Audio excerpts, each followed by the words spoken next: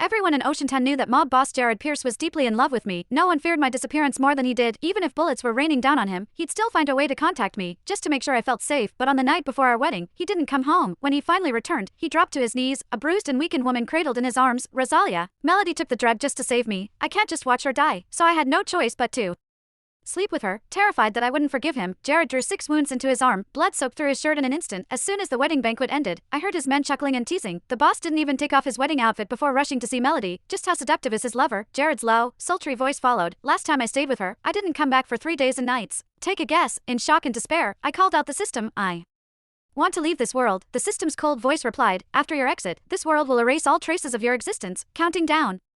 7 days. Chapter When I came back to my senses, Jared Pierce was hurrying toward me with his men. Rosalia, there's an emergency in Oceantown. We need to head over right now. He pulled me into his arms and gave a gentle kiss to my forehead. Baby, I'm so sorry. I'll make it up to you when I get back. I wiped the spot where his lips had touched, my face impassive. That same mouth had kissed Melody more times than I could count. Seeing this, Jared froze, panic flickering across his face. He gripped my hand tightly. Rosalia, are you angry at me? I know it's our wedding night, and I shouldn't be leaving, but this is urgent. I don't really have much of a choice. As I looked at the man I had loved for 7 years, I suddenly felt like I didn't know him at all. One moment, he was lost in memories with another woman. The next moment, he could put on a show that he was deeply in love with me. Jared, let's get a divorce. Jared froze at my words. He stared at me, pain in his eyes. You're still upset about Melody, aren't you? She took a bullet for me once, and this time, she was poisoned with that kind of drug just to save me. Shouldn't I help her? We agreed to let the past go. Right, it's our wedding day. Though his tone was meek, every word defended Melody. I almost laughed. So, he was aware that today was our wedding.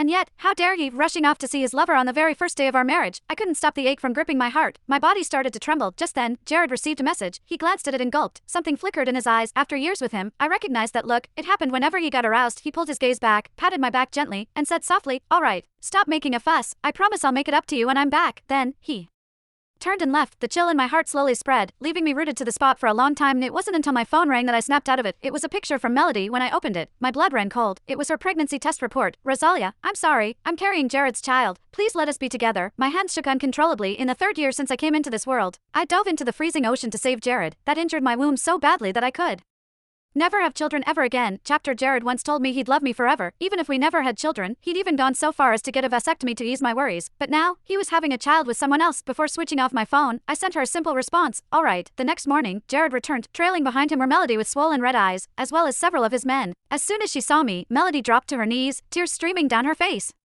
Rosalia, I'm sorry, I shouldn't have sent you that message. Jared said I can only keep my baby if you agree to it. Please, I'm begging you, let me keep my baby. As she spoke, she banged her head against the floor, and soon blood was trickling from her temple. Jared glanced at her, his eyes full of distress, but in order to get my consent, he held himself back from helping her. One of his men stepped forward first.